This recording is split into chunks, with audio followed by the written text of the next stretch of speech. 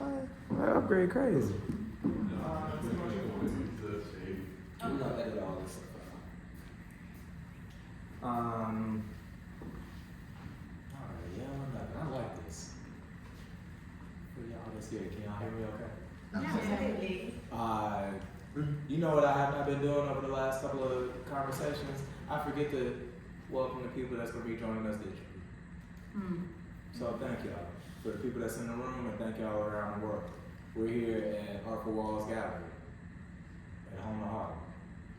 My name is Robert Lee Newman III, and I have the pleasure of being the director and curator of this space. We are the largest Black-owned gallery in Harlem, and I got a little bit more research to do, but I'm almost positive in New York City proper. Wow. Like good wine, you gotta let that sit. If y'all haven't had a chance to see the entire space, we have this floor is our main exhibition gallery floor. Nice 14-foot ceilings highlighted. Get to see a lot of beautiful things. And downstairs is our main event space, but we also have an additional exhibition going on down there. My exhibition actually, a little solo show. So when y'all get a chance, go down there, give me some feedback, good, bad, or otherwise. I'm okay with taking it. I'm okay with taking it, right? It's good. Look, I adjust the feedback, and I'm okay with leaving it where it needs to be. If it needs to be somewhere else, then with me. Today we are here for behind the scenes. I came up with that name all by myself. You and Dolly Parton. Hey, we are kicking off New York Fashion Week, and I love doing things with intention. It's not super exciting for me to just do parties or to just have these big, convoluted cocktail hours. I need people to walk away with something more than what they came with. I love this idea of catharsis. I love this idea of letting go. But if I could help people grow, I think that community is a little bit more endearing and long lasting. So hopefully y'all get something from our presenters, y'all get something from the individuals that are in this room. It ain't a lot of us, so that means y'all have all the opportunities to connect, exchange information, and again, hopefully grow from the seeds that we're planting today. Before I leave, welcome friend. Before I leave and give Lewis the stage and Naya, let me tell y'all what I mean when I say curate. Because everybody does not use this definition. I did not create this, but I'm the only one that uses it in terms of my space. I'm trying to create 3 things at any given point in time. They all have to exist at once for this to work. First and foremost, a safe space. See, I told you I was gonna come back to it. Without safe space, we don't have anything. A lot of times there are not places that look like us, that reflect our stories, that actually get into the heart of who we are as humans. And there are so many places that are under attack. That just is what it is. That's why I had that reaction earlier when you said, I don't want nobody to take anything. I said, ugh, if somebody takes something from here, that means I'm not doing my job right. That means I've missed the mark somewhere, because that is chaos, and I need everybody to feel safe as soon as y'all walk into this door, every single time, without fail. The second thing is brave space. Once you're able to come in here and realize that this is a space that I can exist in, I need you to elevate from that safety and do brave things. Art is an act of courage. Not without fear, but persisting through fear. So if I do it right, I need y'all to come in here and express yourselves. I'm a midwife for ideas. So I'm always drawing it out. I'm do the dangerous thing because it's welcome. And the last thing, if those two parts exist and we continue to strive in those, we might be able to achieve sacred space. By the time I'm done, I need this work to go to somebody smaller than me. Child, perhaps. My child, perhaps. A whole generation of people that's walking around feeling that they exist and they are important. When we have sacred space, it becomes a little bit bigger than this four-wall situation. I already told y'all, we pretty big in and of itself. But when it's sacred space, it becomes something that we'll fight for. It becomes something that we'll continue to pour into, that we'll share outside of these four walls, and that might inspire somebody to do something better than me. That's my job. That's my spiel. Follow us on Instagram at Artfullwalls now. And with that, I'm so sorry, I done messed up. I'm starting with gratitude. Thank y'all for being here. Thank y'all for being here. Terrible weather, middle of winter, and y'all could be anywhere else in the world. But we're continuing this experiment community. Thank y'all for being here. And thank you to that's what we're And thank you to Aniyah. We have been working tirelessly to start these Fashion Week activations to get the space prepared for you all. And she's seeing some of the inner workings where I'm not as calm and moving and grooving and being a little bit more urgent and anxious. And she's been fearlessly going through it with me. And today could not be possible without you. So with that, I'm done. If y'all have any questions throughout the night, big, small, random, or otherwise, please let me know. I'm here to help. Literally, I'm here to help. That is my life's mission. I'm here to help. And I'll move and invite Willis Johnson Jr. to go ahead and come up here for 9 minutes to lead us through the rest of this program.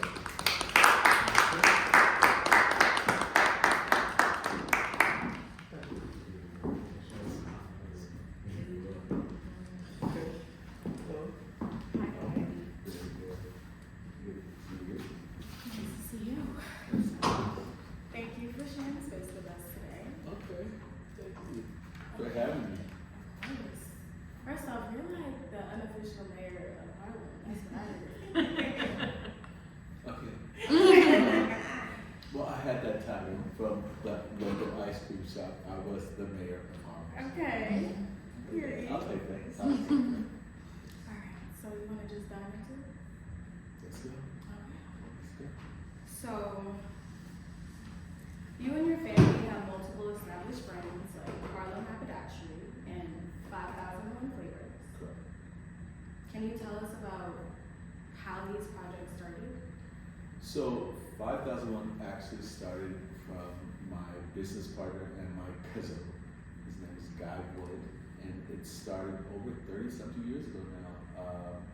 Actually out of his mother's apartment in the Delano.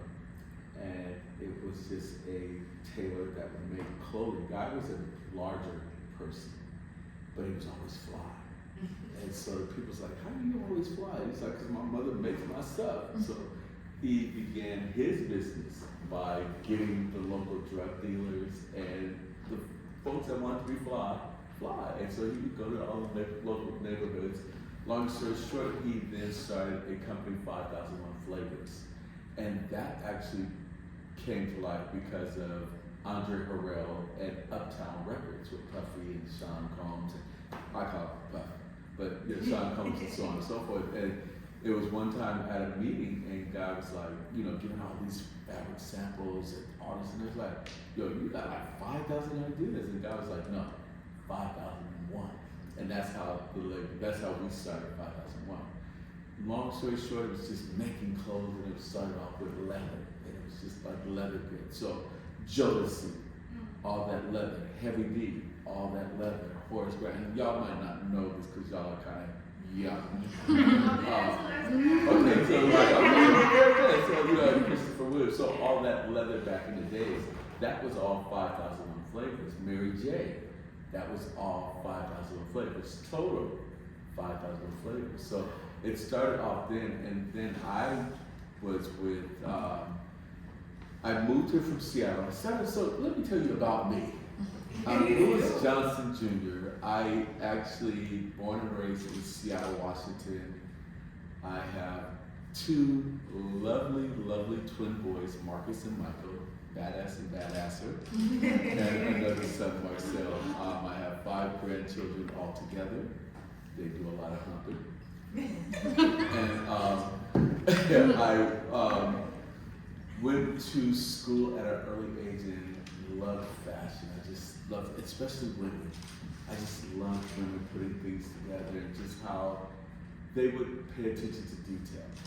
6th grade, I went into a home economics class. And home economics, I don't know if they teach that here. No. Home economics we had where they would teach you to cook half of the season and teach you to sew half of the season. So I'm black. My family all come from Carthage, Texas, Mississippi, Valdosta, Georgia. So y'all, we the countries. You know, so I was like, there's nothing this red-haired woman can teach me about cooking, but she can teach me sewing. So I was like, okay, I'll do you one. I'll steal my mama's seasoning and bring it to school so that we will make the dishes that we do in the other half of the class more seasonable, more nice. And then, you know, you teach me how to sew. So I started sewing in 6th grade, and I never stopped. I just enjoyed it. I just enjoyed fashion. It was just women's stuff. I didn't like men. Men was so boring. You know, the khaki pants, the navy blue, the white shirt, the blue shirt, the navy blue. You were boring. I wanted women who were going to just put something on. Put something on, you know. So I got into sewing, and I went on to high school. And when I went into high school, I remember there was this career day. And I was like, okay, what's career day? And so this woman from the Fashion Institute, she was like, well, we're blah, blah, blah, blah. I said, okay. She said, and, you know, so we enhance, you like to sew, blah, blah, blah. We'll take that. I said, oh, really? She said, yeah, we have a school of design. I said, people of design? Like, who knew that people go to school of design? I said, design. Long story short, I ended up going to her school, and I don't know if you all know Susan Lucci. She played Erica Kane on All My Children. But I ended up getting the Susan Lucci scholarship. I'm just gonna be honest with y'all, because we're on live TV. I gotta be honest. You know, I got baptized in December, so I'm now saved, sanctified. I had my next door neighbor Kim do my sketches. I gave her the ideal of the clothing, truly. But I had Kim do the sketches because I couldn't sketch. I didn't know how to sketch. Yeah, I didn't know. So I had Kim do it, and so I ended up with a Susan Lucci scholarship to the Fashion Institute Design Merchandise. I was like, okay, well, cool. So that's how I actually got into the Fashion Institute of Design Merchandise. And I ended up graduating with a degree in women's formal wear. Again, going back to ladies, I just love ladies. I just, you know, and if I could just help them, you know, put something on and just sell down Lenox Avenue, then sell down Lenox Avenue, you know. And so I ended up graduating from there with a minor in marketing and merchandising. And I was like, yeah, I'm over this. So I went back to Seattle. And because I was going to Seattle, y'all didn't know, Alaska Airlines used to have $75 round trip back in my good old days. So it was nothing for me to get a $75 ticket and travel to Seattle. And I'd go home. And I went back to University of Washington. I started studying clinical psychology with a minor in Western philosophy. And it was just like, I had went to LA, did my schooling. But back in my days, in the early 80s, we had the Zodiac Killer, we had the Ping Pong Killer, we had all these killers. And I was like, this dude is crazy. So I decided I'm gonna go back to Seattle and I'm gonna study clinical psychology. I was gonna give you a pill, I was gonna put you in a straitjacket, or I was gonna figure out how I clinically could help you cope with the world. And then after taking those studies for so long, I was like, Luce, you crazy, because you done sit there in all these classes, sewing, listen to these women teach you all this class, and you're not doing nothing with it. And so I was like, what am I gonna do? And I still loved fashion, but I wasn't doing anything. I just became lazy. I would have clients that would call me to make things for them, and I would sew it, but then I would sew it, I'd go on to University of Washington. So after, I joined a couple of organizations there, lovely men, and then after that, I decided that I am going to pursue what I want to do. And so my cousin who owned Mecca, Iniche, all those were clothing brands. Yeah, Mecca, Iniche. He went on to Hype Life. There was all these different brands that he did. Tony Showman, he brought me out here. He's like, come out of Seattle. There's nothing in Seattle. You don't live in Seattle. Just come out to Seattle. Come to New York. So I came out here and I stayed with him on 19th. My neighbors were the Wayans. So the Wayans were my neighbors. So I used to go outside and I used to play with David Wayans and Martin. And like Martin was young and like I used to really have fun across the street with Eric B and Rakim, and they was washing their little Peugeot. Like I had to fly the block. I lived on 19th between 9th and 10th. And it was, my block was fly. I had all 10 of the Wayans up in a 3-bedroom apartment, living right there on the corner, and it was fly because they would come downstairs, and I would just be walking around, because I don't know nobody, so I just be walking around and not even friends with them. But yeah, I started that, and then there was this brother named Derek Murphy, and I was working at this time at Macy's. No, actually I was working at Herman's. You guys know Herman's? Yeah. You guys know Herman's? Oh, okay, so I helped start Herman's. I started Herman's on 49th Street, and I started Herman's on 72nd Street. We rocked them. Like Rob. Fashion, I would take every fashion garment and then bring it to my home, because I had to do it. Like, yes, we rocked them. Like, we did, but that was how I really got into fashion, because then I started just like sweatpants, but then with a dress shirt, you know. So I started doing things like that. I was like, ooh, New York's kind of giving me a little flavor. So then later, I started with Hype Hair, Try It Yourself Hair. I started doing all the hair magazines because, of course, with all y'all women with these beautiful hairstyles, the fashion had to be fly. You know, so I started doing, you know, the little fashion for them, and then I was discovered by Usher, Lawaza Green. She was working on the Face Records, and she called me for Usher, and that's when I started with My Way. And from Usher, with My Way, I went on and entered heaven, basically. You know, because from then I went on to Boyz II Men, I went on to Blue Cantrell, I went on to Fox and Brown, I went on to Little Kim, I went on to Blue Cantrell. I mean, I did everybody at Bad Boy. I mean, Will Smith, Big Willie Styles, that whole album, that whole thing. I mean, I did everything. It was heaven for me, and I just didn't want to stop. And I just decided to just keep going. But then I also understood styling people were still not getting the education of how to dress. You know, the foundations of what do you put on underneath this thing, you know, and things to that nature. And so I loved styling, but I didn't love it. You know, I was no longer in love with it. You know, when you all are asleep, 1 o'clock, 2 o'clock in the morning, and I'm sitting there ironing and stitching, you know, just to get out here on the set, and nobody knows it was Louis, it's the artist, you know. And I was just like, I don't want to do it anymore, you know. But I still wanted to be in fashion, so I had been working with Nordstrom's years ago when I was in Seattle, because I graduated with John Nordstrom III, grandson. We went to school together, and we all had our first jobs working in Nordstrom's in the shoe department, you know, all of us in 8th grade, 9th grade, blah, blah, blah. And so I went back to Nordstrom's in New Jersey, and I started their styling course, and it was where we would, you know, if you wanted to call me and you say, hey Louis, my husband is coming, his birthday's coming up, I have no idea. So what my job was to do was find out information about him, and then go out and find things throughout the store, and then bring her in for an appointment. And she would look at it and see what it was. I become her personal stylist. So I started that department 13 years ago, because it's right before I opened up Harlem Haberdashery.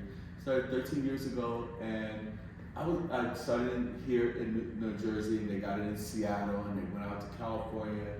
And I remember them flying me to Miami, and then I remember coming back to Nordstrom's here in New Jersey after I'd been stealing all the clothes. So I would go to work with pants on and shoes, but I would go get me a good shirt, a good blazer. You never felt you was getting enough pay for all the work you do. Get good covering or something, So I get that. One day, I had just decided, and not to hurt anybody's feelings, but the white women were not getting me. Because I would accessorize you to the fullest, but they wanted minimum. Oh, I just put my little diamond necklace on. Well, no, you need this choker. You need this, and I was just like, they ain't giving me nothing. So I knew that we were opening up the store at that time. So I was just like, okay.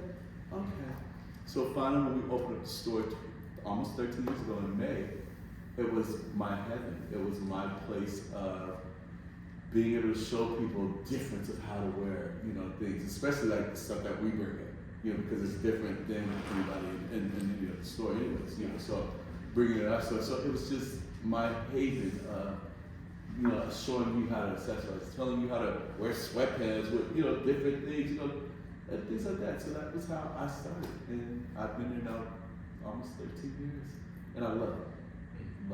Congratulations. Thank you. Yes, because you were old flowers. I know that part of the stuff wasn't probably on that one little page of paper. No, it wasn't, but you know what? Who cares about the paper? Okay, there you go. But yeah, you've been in business for over a decade, ran multiple businesses. What was it like navigating business ownership before social media?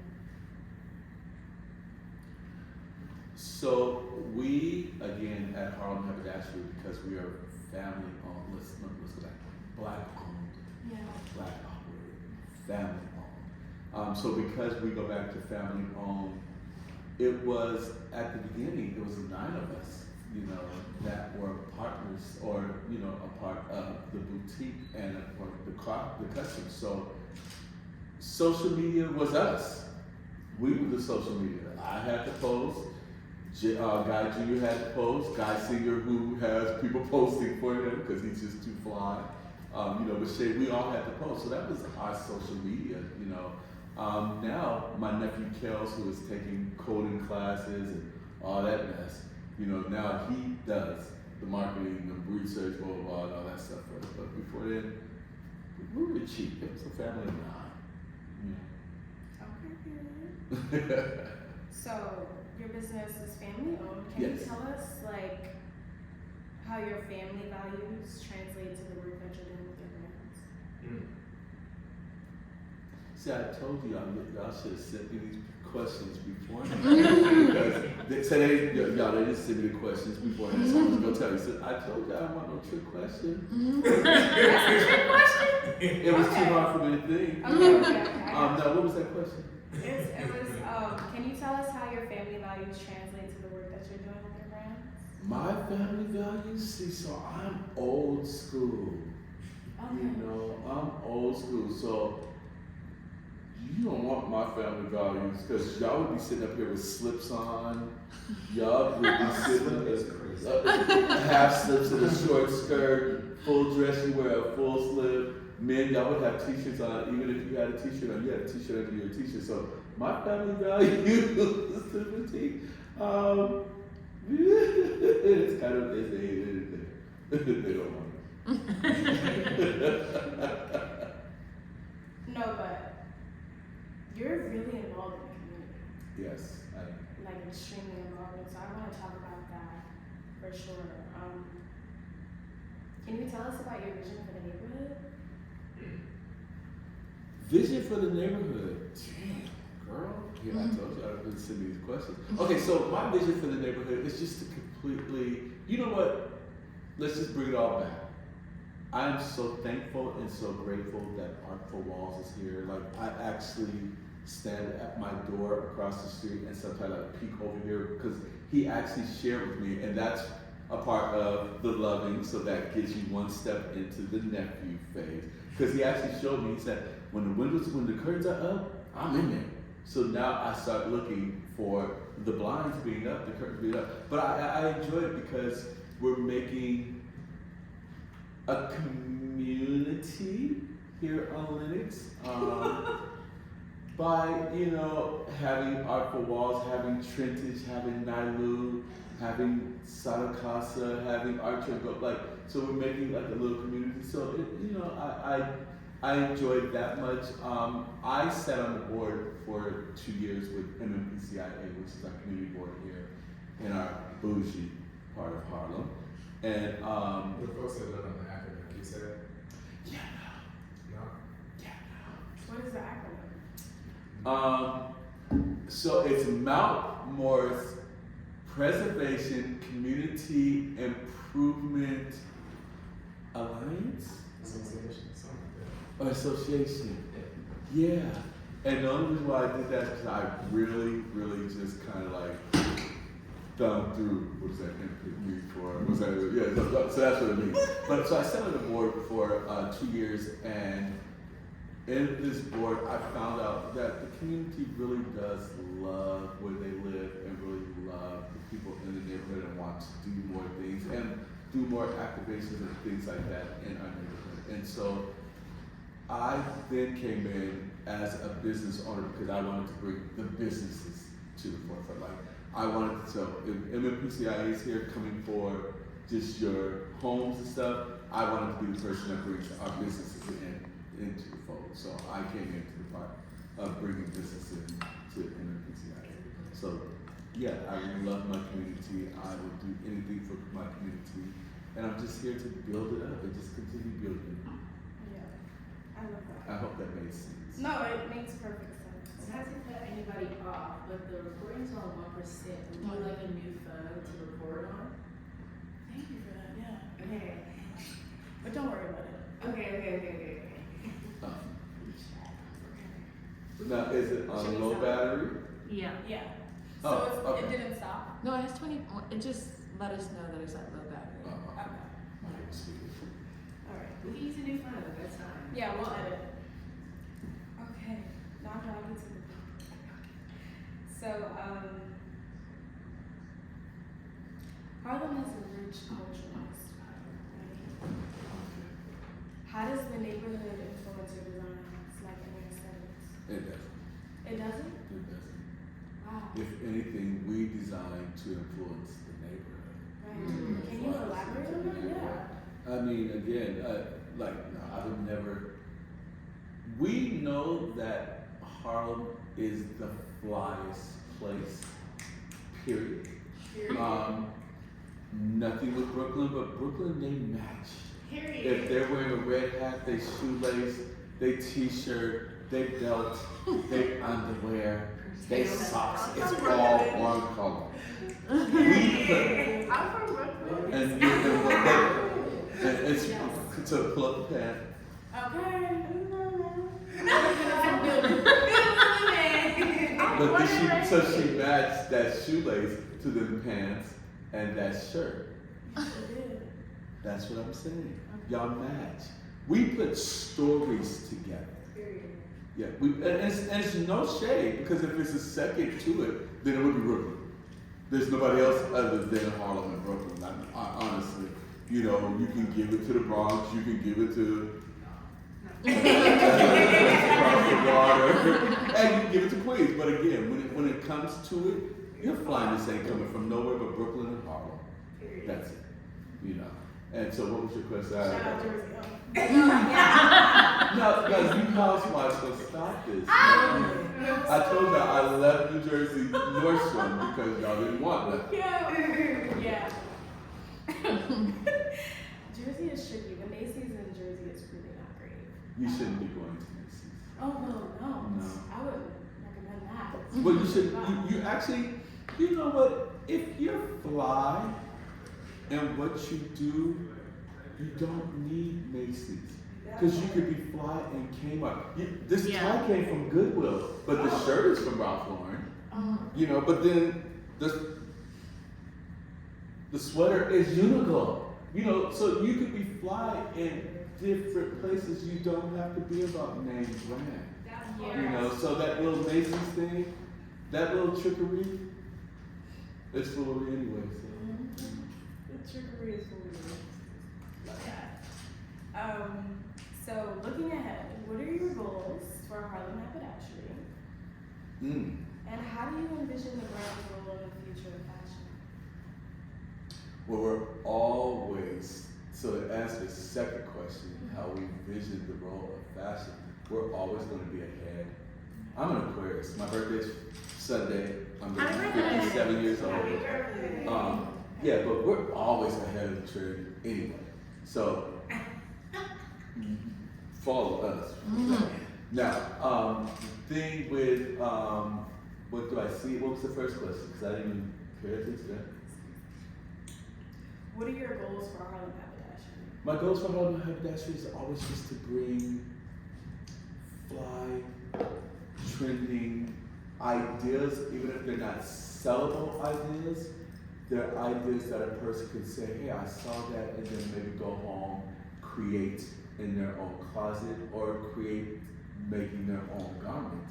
You know, something from what they saw it as. You know, Harlem Haberdashery as 33 years, 5001, almost 13 years of Harlem Haberdashery being just a trending environment. We've never followed trends. That's why I love fashion shows, because I don't want anybody thinking we're sitting on the front row stealing your garments or stealing ideas. We don't do that because we never even thought about what you did. I don't pay you no attention. The only person I pay attention is to Ralph Lauren. That's the only person. So if you walk in my boutique and there might be a fabric that is similar to Ralph Lauren, but it's never going to be the design. Or you'll see a design, but it'll never be the same fabric. We're always doing something different, but that's the only thing you're going to see us similar to. And so going back to what we see for our goals is just always creating flyness, always creating something nobody ever thought about, you know, and just putting it on people. I enjoy walking to this boutique every doggone day, 12 to 7, just create new looks, even if they just walk in and see what I'm wearing, you know, and I just dress according to what's outside. So it was snowing this morning, so this is what I decided to wear in the snow. This is your snow fit? This is my snow fit. I went to Ralph Lauren this morning. That's why I didn't talk to you when you was texting me. So I was at Ralph Lauren. But yeah, I dress according to what I see outside, and so when we create according to what we see. It'll be fly for children, for the new life, the new world, the new people, whoever want to come in, whatever. New. That's it. So I know you're really big on mentorship, so can you give young entrepreneurs, Black entrepreneurs, advice? 3 pieces of advice. So that goes back to what we were talking about when you came to boutique. But again, entrepreneurs and just starting anything, even if it's a copy, because we won't say knockoff, but even if it's a copy of something that you see out there, just always make sure it's created just a tad bit different. Like, see what was missing from. Like, if you see that you're copying something, or if you see something you know you damn right looking at them, then look and see what's missing from them, and then implement that into yours, so that you're not a direct copy. You know, that's the way it's start. You know, because people are always going to create the same thing. Fashion repeats itself every 10 to 15 years. So, you know, I was in Ralph Lauren. I got a sweater from 30 years ago that I brought with me from Seattle that they have out this year. And I was like, God damn. I could have bought all that at $55 years ago when I thought it was expensive. Because today that sweater was $347. And I was like, wow. And I think I bought it for $185. You know, so it's just like, wow. You know, so, you know, just create it differently.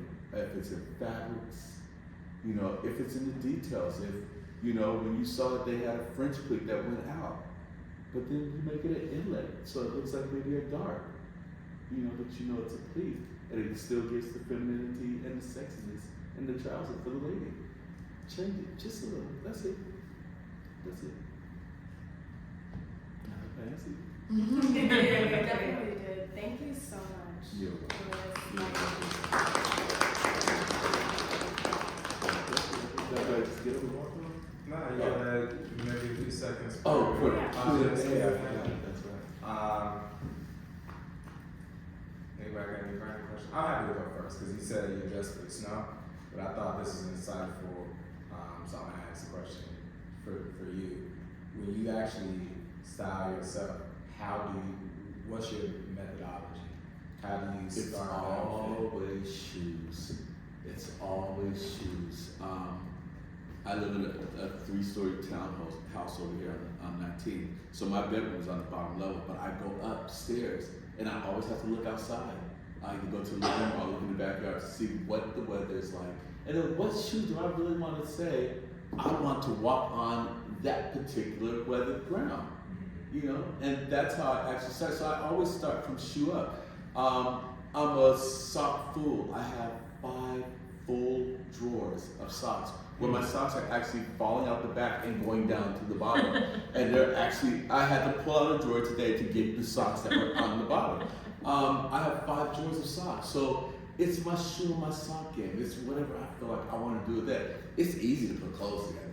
It's easy. I have, honestly, not to lie to people, I probably have 50 to 62 pair of pants. Period. Period. That's nothing if there's 30 days and 1 month. That means I only have 2 months and 2 days worth of pants. That means I really can't wear what I try to do, not wear everything the same ever.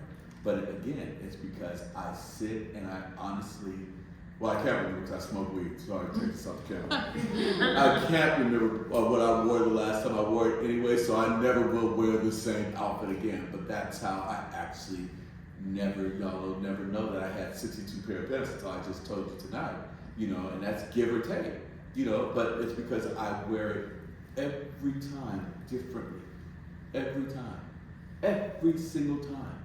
And if I had 12 pair of pants, you still would not know because I wear it differently every single time. So you never know. I fool y'all all the time. I ain't shopped. I don't know when the last time. Oh, okay, so lying. Last time I shopped. But again, last time I big shop. Who knows when the last time I big shop? I don't know. Just because I know that I can resuscitate everything. You know, and that's what I just want people to always do. Just resuscitate it. The way you wear this tonight. Next time wear that jacket with something different, a whole different, never ever. The way you wear this trouser, because that's gonna be a focal. The next time you wear that, maybe wear it in spring with your bee stinging yellows or your Kelly greens. Wear it totally opposite, or your burgundies. Wear it totally opposite of what they saw you in, so they'll never know. They'll never know. You wearing that shirt, don't wear that long sleeve underneath it. The next time wear maybe a black long sleeve, or maybe if you really want to, put a collar shirt underneath it and still roll up and find out how the effect is totally different with that. You know? It's always just resuscitating it differently and nobody ever know you had the same stuff on. My students will. Who? I said my students will. No, you won't. I can guarantee you, you can wear that shirt next Monday, next Thursday. And if you wear it totally different, they will never know you wore it. Because you took so much time in creating a different look. They didn't pay attention to something that you wore twice. They paid attention to the look that you put together. I mean, And that's hey, every I time. got 4 shirts. You only got 4 shirts. Well, so you should put it together anyway, differently anyway. You should be doing that differently anyway. You know? Pull a brighter color underneath that. Pull out an orange long sleeve t-shirt underneath that. Just do something differently. They'll never see it. Trust me. Okay. Next week. Alright, questions? No? Yeah. Okay, Travis, so. I have a question. What was it like working with Bad Boy and like, just like with the other creatives, like, because a lot of the work that you've done is actually very influential. Like, you kind of shaped a whole generation. So like, how were you in the booth? Like, can you tell us about that? Well, working with Bad Boy was the best. You gotta understand, when I walk into the office either at 1540 Broadway or 1556 or at 19th between 6th and 7th, 8-10 West 19th Street, we had money, and I had $2,500 at least in cash in my pocket.